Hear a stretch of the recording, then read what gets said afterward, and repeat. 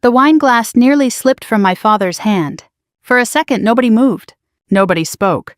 The entire private dining room seemed frozen in place, as a 4-star general, one of the most respected military leaders in the country, stood directly in front of me with his hand extended.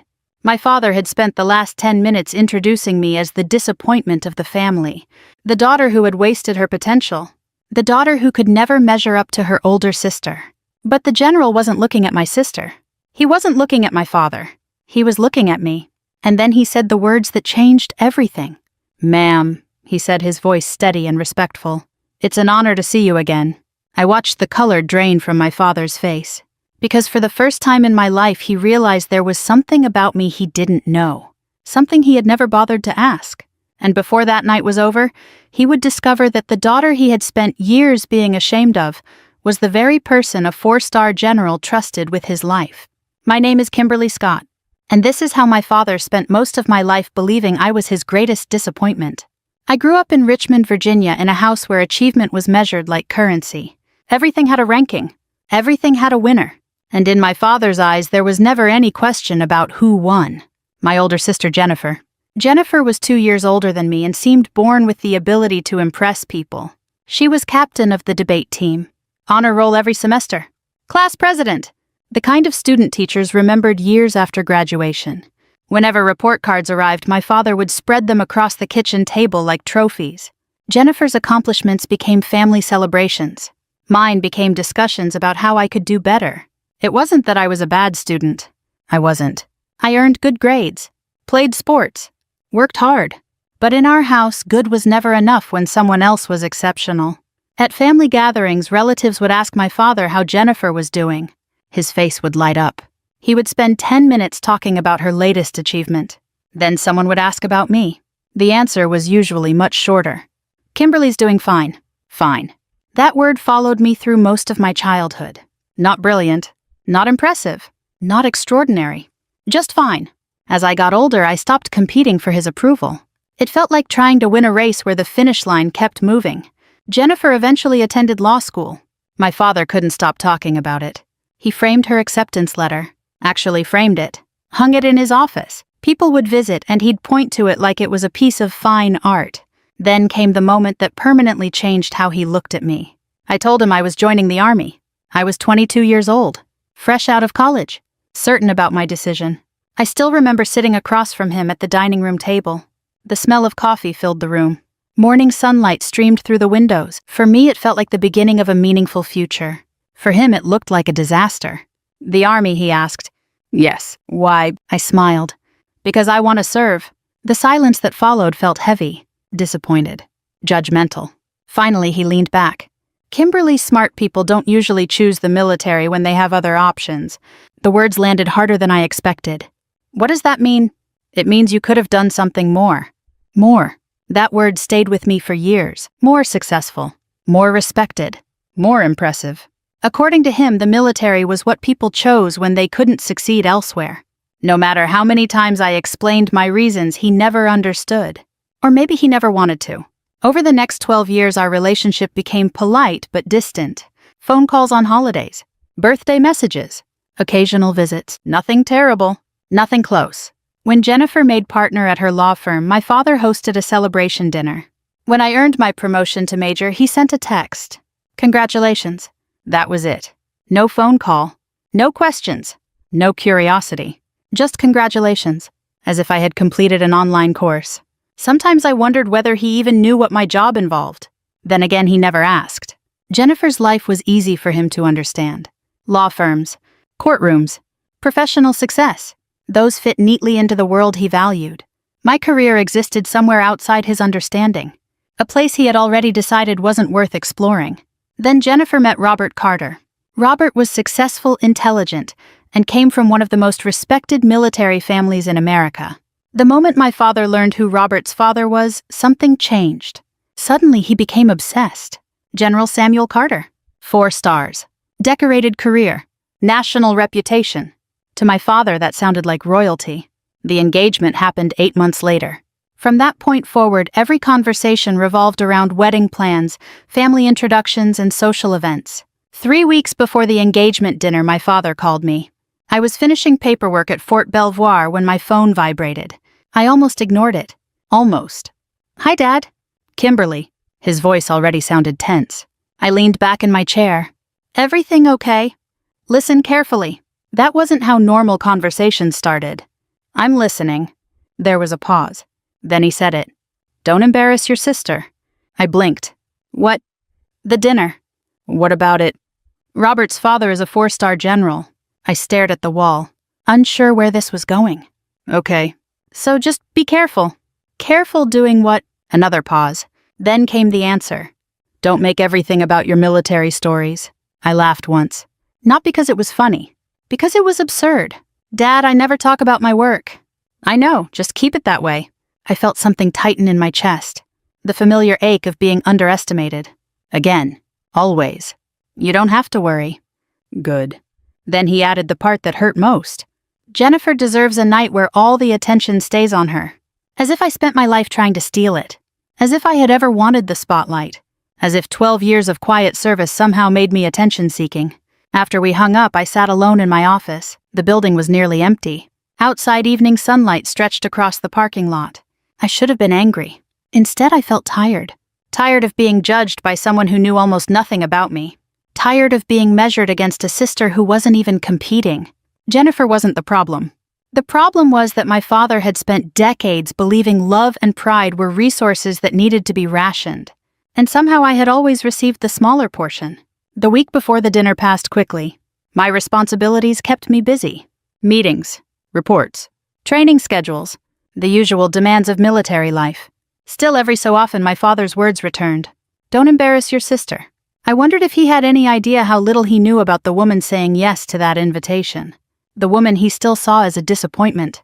By Friday evening, I packed a small bag and drove toward Richmond. The familiar roads carried me back to a family that had never fully understood me. I told myself the dinner would be simple. Show up. Smile. Celebrate Jennifer. Go home. Nothing more.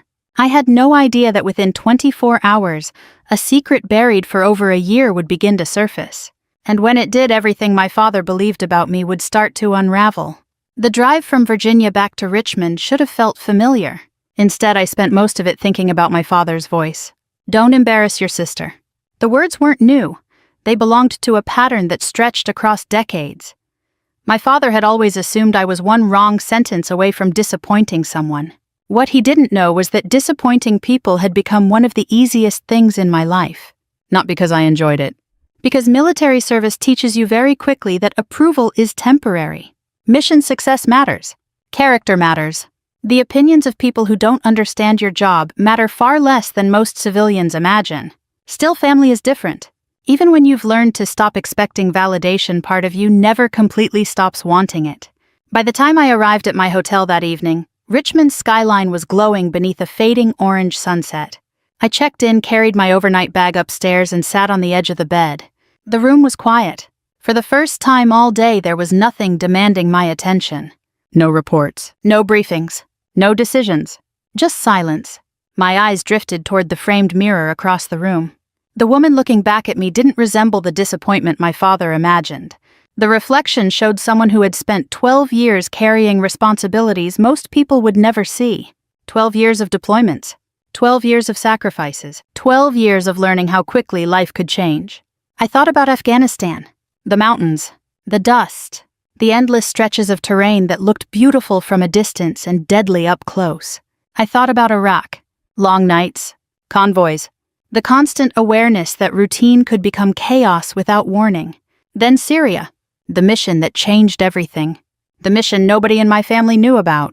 Most of my relatives assumed I spent my military career sitting behind desks. Some imagined I handled paperwork. Others guessed logistics. Nobody asked enough questions to discover the truth. And because of security restrictions, I couldn't volunteer much information. The result was simple. My silence became mistaken for mediocrity. The truth was very different.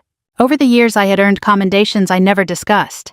A Bronze Star, a Legion of Merit, several operational awards, not because I was extraordinary, because I worked alongside extraordinary people and did my job. That was all.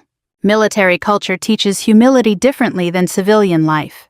You don't spend much time talking about your accomplishments when everyone around you has their own scars and sacrifices. You simply move forward, one mission after another, one responsibility after another, one day after another. But there was one mission I remembered more clearly than the others. A mission from 14 months earlier. A mission that would unexpectedly connect me to the Carter family. I still remembered the heat. The air felt heavy enough to drink. Our team had been overseeing the movement of several high-value personnel through a volatile region. Most details remained classified. Even now, what mattered was this. Everything had been proceeding according to plan. Then it wasn't. The first explosion struck near the front of the convoy. The sound ripped through the valley. Dust erupted. Vehicles swerved. Radio traffic exploded with overlapping voices. Training takes over during moments like that. You don't have time for fear. You react. Assess, adapt, move. I began coordinating evacuation routes while incoming fire echoed across the landscape. The situation deteriorated quickly. One vehicle became separated from the main group. Several civilians were trapped. Among them was a senior government advisor traveling under limited visibility protocols. At the time, I didn't know his name, didn't know his position, didn't know why he was there. I only knew people needed help. Our team moved immediately. Minutes later, we reached the isolated vehicle. I still remember opening the armored door. Smoke drifted through the air. Everyone inside looked stunned. One man in particular stood out. Older, calm despite the circumstances, observant. Even in chaos, he seemed focused. We extracted everyone and moved them toward a safer position. The entire operation lasted less than an hour, but those 60 minutes felt much longer. By the end, everyone survived, which was all that mattered. Several days later, I learned the identity of one of the civilians, General Samuel Carter. At that point, he was still active in several strategic advisory roles. The revelation surprised me, not because of his rank, because during the evacuation he had behaved like everyone else. Professional, respectful, grateful, no ego, no special treatment, just another person trying to get home safely. A week later, he requested a brief meeting. Nothing formal, just a conversation. I expected it to last 5 minutes. It lasted nearly 40. We spoke about leadership, service, responsibility, the burden of decision-making, topics military professionals often understand without lengthy explanations. Before leaving, he shook my hand. I hope our paths cross again someday, Major Scott. I smiled. Hopefully under less exciting circumstances, sir. He laughed. That would be nice. Neither of us expected the next meeting to happen at my sister's engagement dinner. Back in the hotel room, my phone vibrated. An email notification appeared. At first, I ignored it. Then I noticed the sender, Samuel Carter. I opened it. The message was brief. Professional. Direct. Major Scott. I understand we may both be attending the Carter-Scott engagement dinner tomorrow evening. I look forward to seeing you again. Respectfully, Samuel Carter. I stared at the screen for several seconds. Then I smiled. Apparently, he remembered. Most people in positions of power meet thousands of individuals throughout their careers. The fact that he remembered our conversation spoke volumes about his character. I considered mentioning it to my father. The thought lasted perhaps 3 seconds. No, there was no point. If I told him now, it would sound like bragging. Besides, the evening wasn't supposed to be about me. It was Jennifer's celebration. Nothing more. The next morning, I met Jennifer for coffee. We hadn't spent much time alone lately. Wedding planning had consumed most of her schedule. When she arrived, she looked exhausted. Beautiful, happy, but exhausted. I smiled. You look like someone who's planning a wedding, she groaned. I look like someone being held hostage by floral arrangements. That made me laugh. For the next hour, we talked like sisters. Not competitors, not rivals, just sisters. The way we'd always been when our father wasn't turning life into a scoreboard. Eventually, she stirred her coffee and looked at me. You know, Dad means well. There it was. The subject neither of us had mentioned. I sighed. Does he? She hesitated. He gets carried away. That's one way to describe it. Jennifer looked down. For a moment, she seemed uncomfortable. I know he compares us. I didn't answer. Because denying it would be dishonest. And confirming it would make her feel guilty. Neither outcome seemed useful. Finally, she said quietly, I never wanted that. My expression softened. I know. And I did know. Jennifer wasn't responsible for our father's choices. She never asked to be the favorite. In many ways, she carried her own burden. Being placed on a pedestal isn't always a gift. Sometimes it's just another kind of pressure. When we left the cafe, she hugged me. "I'm glad you're here." I hugged her back. "Me too." As I watched her walk away, I felt something unexpected. Peace. No resentment. No jealousy. Just genuine happiness for my sister. That feeling remained with me throughout the afternoon. By evening, I was getting ready for the engagement dinner. I chose a simple navy blue dress. Nothing flashy. No military decorations. No symbols of rank.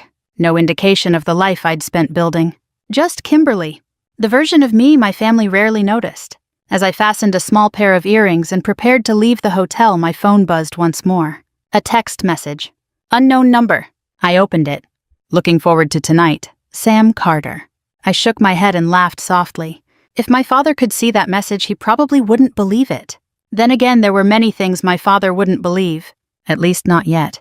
Because in just a few hours, everyone would gather around the same dinner table. My father would proudly introduce his future in-laws. He would celebrate Jennifer. He would talk about success, reputation, and status. And sitting quietly among the guests would be the one person in the room whose story he knew the least. By 6:30 that evening, the private dining room at the Jefferson Club was already filling with guests. Soft piano music drifted through hidden speakers. Crystal chandeliers reflected warm golden light across polished wood walls. Waiters moved quietly between tables carrying trays of wine and appetizers, while clusters of guests exchanged greetings and business cards. It was exactly the kind of event my father loved. Not because of the celebration itself, because of the audience. My father had always enjoyed being surrounded by successful people. The more impressive the room, the more energized he became. And tonight he was practically glowing. The future son-in-law was a successful attorney. The future in-laws belonged to one of the most respected military families in America. The guest list included judges, partners from law firms, physicians, executives, and retired military officers. To my father, it was the perfect stage. I arrived a few minutes early. Jennifer spotted me first. "You made it." "Wouldn't miss it."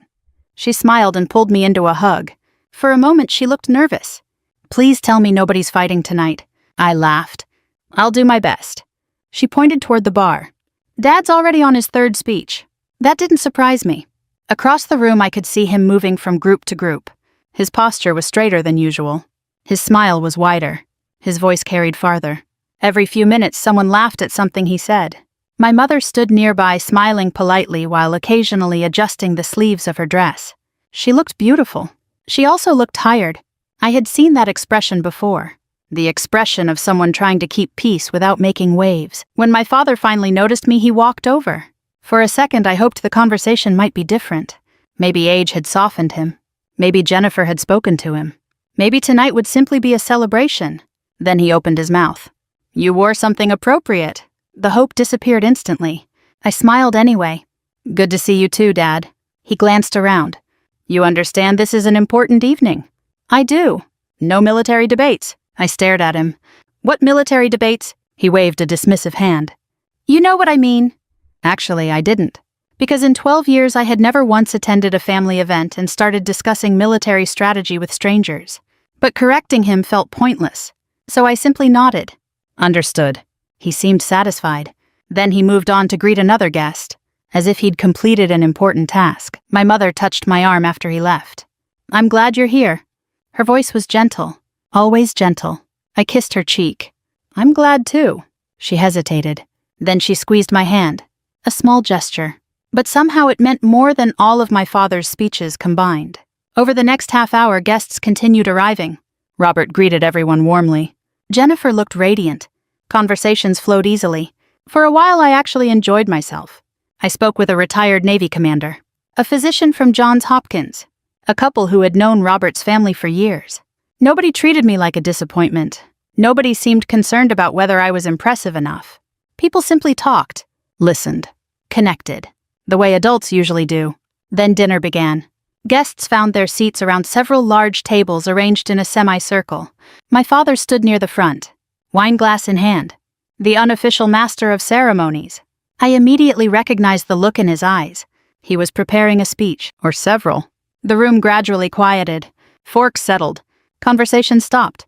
My father cleared his throat. "Thank you all for being here tonight." Polite applause followed. He launched into a long tribute to Jennifer and Robert. To be fair, much of it was heartfelt. He spoke about Jennifer's intelligence, her work ethic, her accomplishments.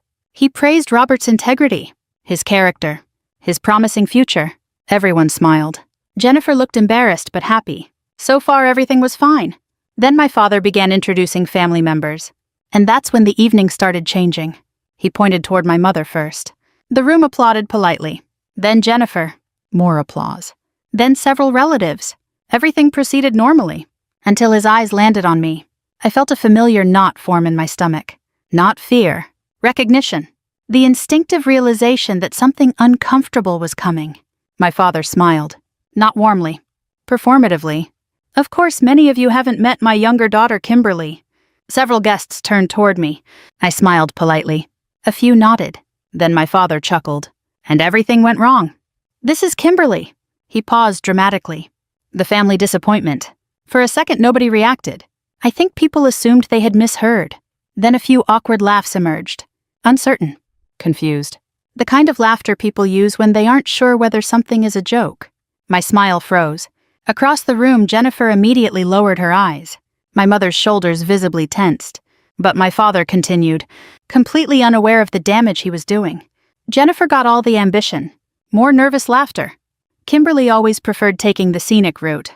The knot in my stomach tightened. Years ago, comments like that would have devastated me. Tonight they simply felt exhausting.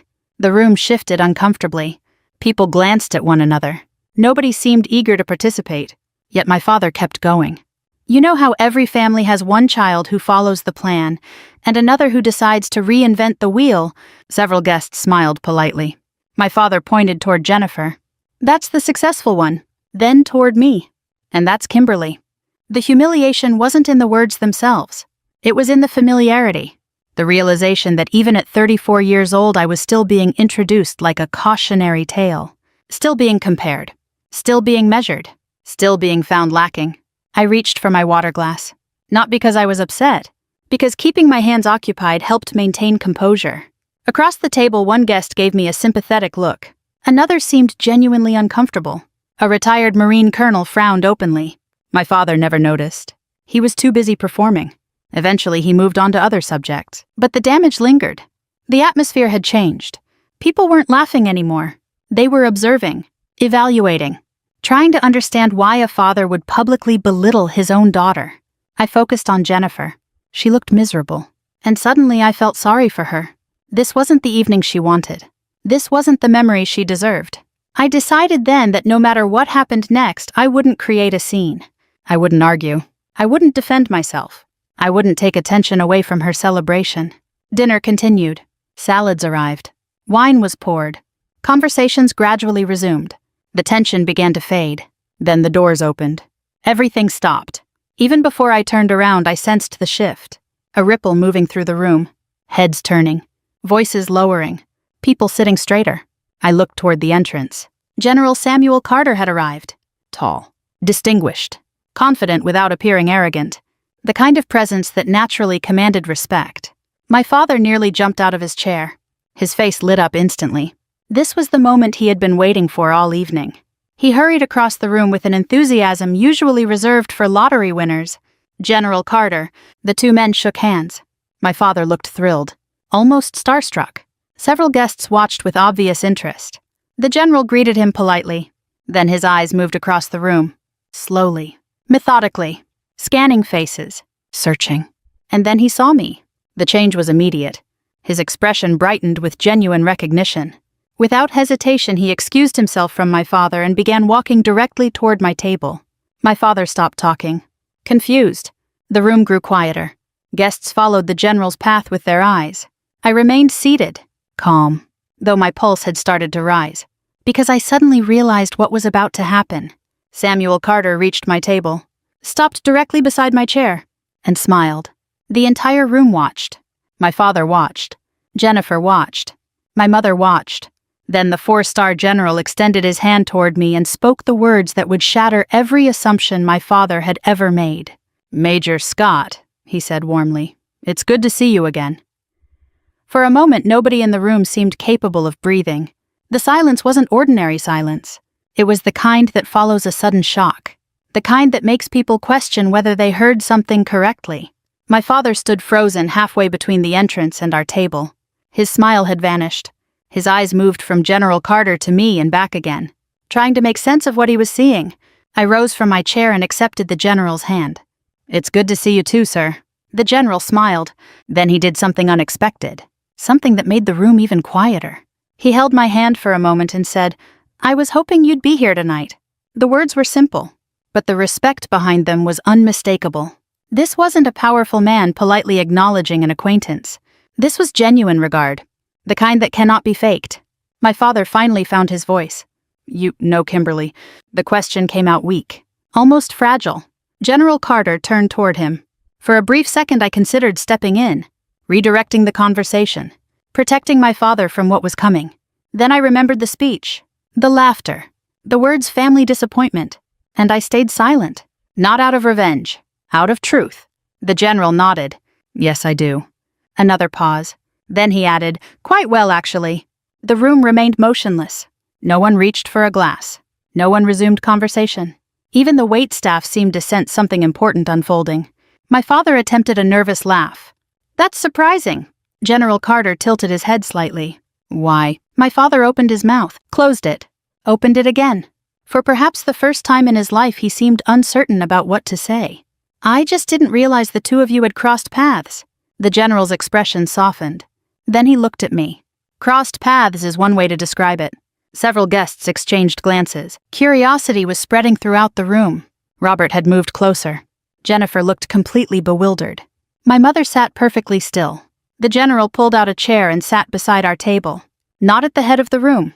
Not beside the most important guests. Beside me. That decision alone seemed to confuse my father more than anything else. Then Samuel Carter looked around the room. "I suspect Major Scott hasn't shared much about her career."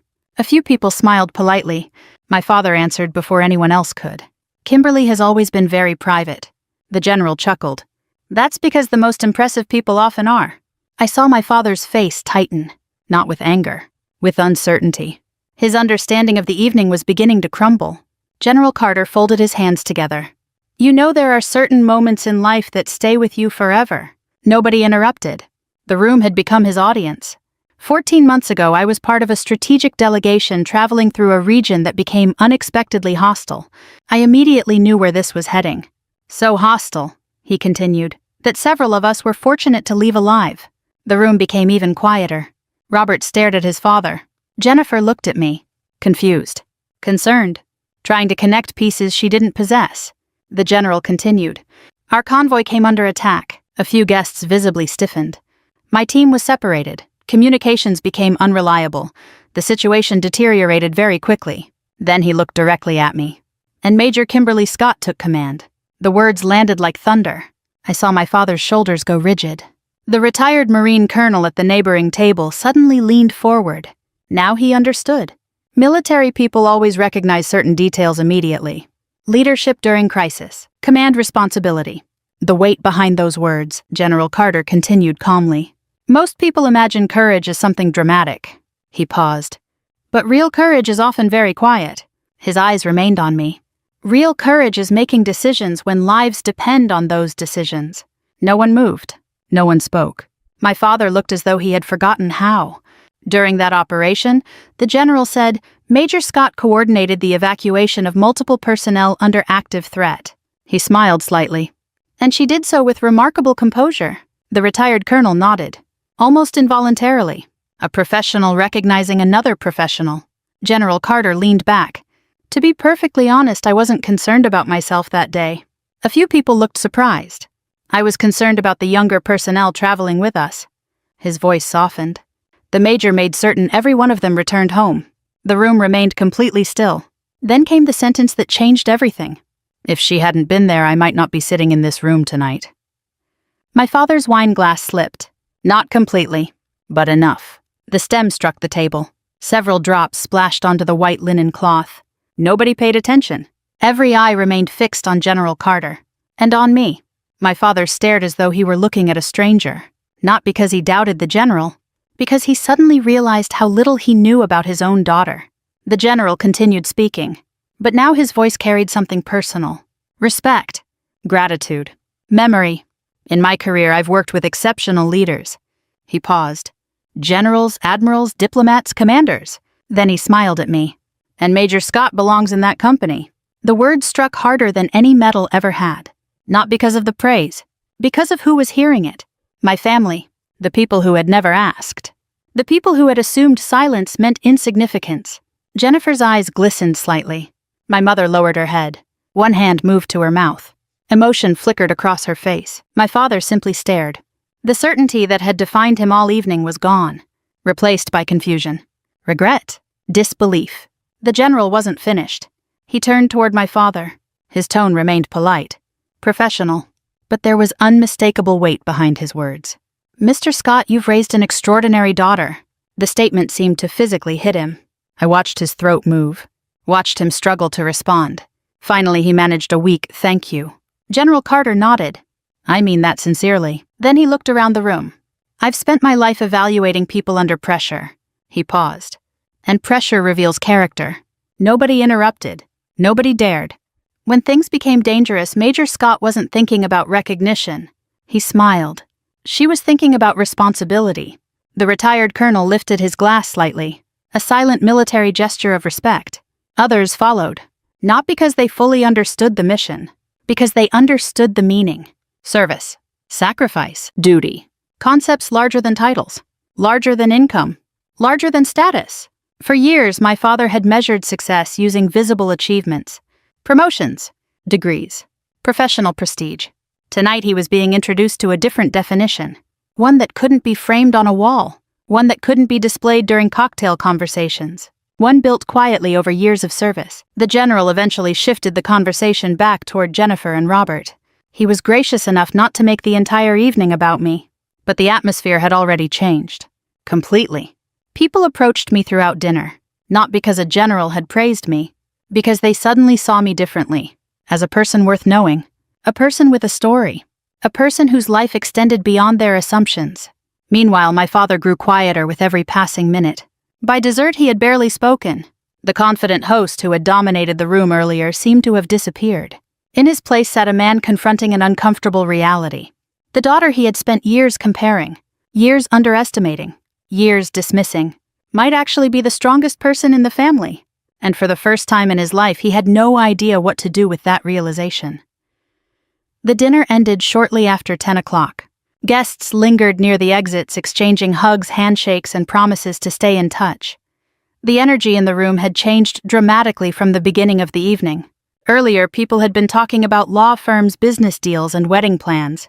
Now they were talking about service, leadership, character. And every few minutes, someone would stop me to say thank you for your service. I accepted the comments politely, then redirected attention back to Jennifer whenever possible.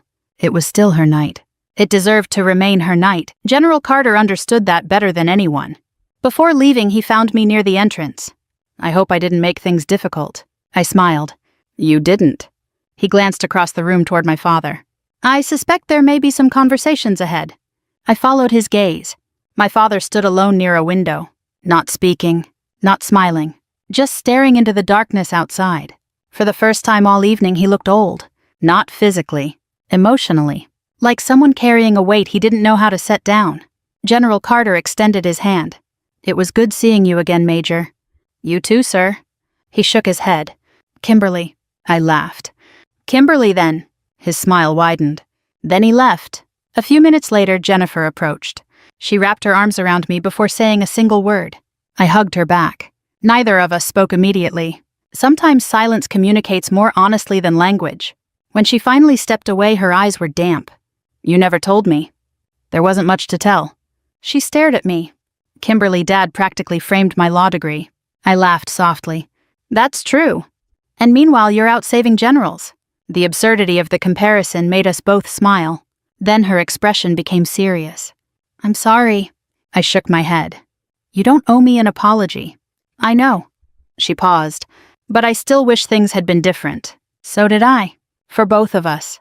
Because favoritism hurts everyone involved. The overlooked child carries the rejection. The favored child carries the expectations. Neither experience is as wonderful as people imagine. Jennifer squeezed my hand. I've always been proud of you. The words hit harder than I expected. Not because I doubted her. Because I suddenly realized how rarely I'd heard them. Proud of you. 3 simple words. Yet they carried years of meaning. Thank you, I said quietly. She smiled. Then Robert appeared beside her. I think my father likes you more than he likes me. That earned a genuine laugh. The first completely carefree laugh I'd had all night. Eventually they left. My mother left shortly afterward, which meant only 2 people remained in the nearly empty dining room. My father and me. For several minutes neither of us moved. The staff began clearing tables. Chairs scraped softly across the floor. Outside rain had started falling against the windows. Finally my father walked toward me. Slowly. Without his usual confidence. Without his usual certainty. He stopped a few feet away. For a man who always seemed to have an opinion, he suddenly looked lost. I don't know where to begin. I waited. Years ago, I would have rushed to make him comfortable. Not anymore. Some truths deserve space. He looked down at his hands, then back at me. I didn't know. No. His voice cracked slightly. I really didn't know. The sadness in that statement surprised me, because it wasn't an excuse. It was regret. A realization. The painful understanding that he had spent years not asking. Years assuming. Years deciding who I was without ever learning who I had become. You never asked, I said softly. The words weren't angry. That made them harder. His eyes closed briefly. I know. Rain tapped against the windows. The room felt smaller now. Quieter. More honest. My father pulled out a chair and sat down. For the first time in my memory, he looked vulnerable. Not like a parent. Just a man confronting his mistakes. When you joined the army, he began, I thought you were throwing your future away. I listened. I had this picture in my head of what success looked like. A bitter smile crossed his face. And I couldn't see anything beyond it. The honesty surprised me. Most people defend themselves when confronted with failure. My father wasn't defending anything. He was admitting it. I kept waiting for you to prove me right. His voice lowered. Every year. Another pause. And every year I paid less attention. The words hurt. Not because they were new. Because they confirmed what I'd always suspected. He looked at me carefully. As terrible as this sounds, I stopped being curious about your life. I appreciated the truth, even when it was painful. Especially when it was painful. Because truth offers something excuses never can. A chance to move forward. My father swallowed hard. When General Carter started talking tonight, he shook his head. I realized I didn't know my own daughter. Neither of us spoke for several seconds. Then I finally said the thing I'd carried for years. The hardest part wasn't being compared to Jennifer. His eyes lifted. It wasn't, no, I took a slow breath. The hardest part was feeling like you weren't interested. Emotion flashed across his face, raw and immediate. I was interested. Were you? The question hung between us. Because interest isn't something people feel. It's something they show. Through questions. Through attention. Through effort. My father looked away. And in that silence he answered. At last he nodded. No. His voice broke. I wasn't. For a moment I thought he might cry. Then he did. Just slightly. A few tears. Nothing dramatic. Nothing theatrical. But real. And somehow that made them more powerful. I missed so much. Yes, I'm sorry. There it was.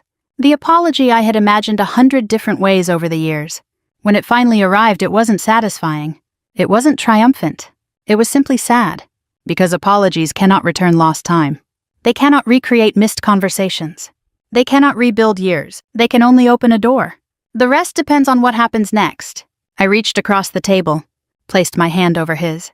The same hand that had nearly dropped a wine glass earlier that evening. The same hand that had spent years pointing toward my failures, now trembling slightly beneath mine. We can't change the past, he nodded. But we can change tomorrow. For a long moment, neither of us spoke. Then he squeezed my hand. And for the first time in many years, I felt something shifting between us. Not complete healing. Not instant forgiveness. Something more realistic. A beginning. 3 months later, my father attended a military ceremony. My ceremony. I had been selected for an assignment carrying significant responsibility and recognition. The auditorium was filled with service members, families, and senior leaders. As I stood on the stage, I glanced into the audience. My mother sat in the front row. Jennifer beside her. Robert beside Jennifer. And next to them sat my father. Proud. Unashamed. Present. When my name was called, the audience applauded. But one person stood before anyone else. My father. His hands came together first. His smile appeared first. His pride appeared first. And this time it wasn't because someone important told him who I was. It was because he finally knew. People often think revenge is about humiliation, about proving someone wrong, about watching another person suffer. But the sweetest revenge I've ever known was much quieter. It was living my life with integrity, serving without recognition, growing without permission, and becoming the person I was meant to be regardless of who believed in me. Because eventually the truth has a way of introducing itself, and when it does, it speaks louder than any argument ever could. If this story touched you, I'd love to hear your thoughts. Have you ever felt overlooked by someone whose approval mattered to you? Leave a comment below and tell me where you're watching from. Your stories matter too. And if you enjoy heartfelt stories about family resilience and second chances, be sure to subscribe so you don't miss the next one. There are many more journeys ahead, and I'd be honored to share them with you.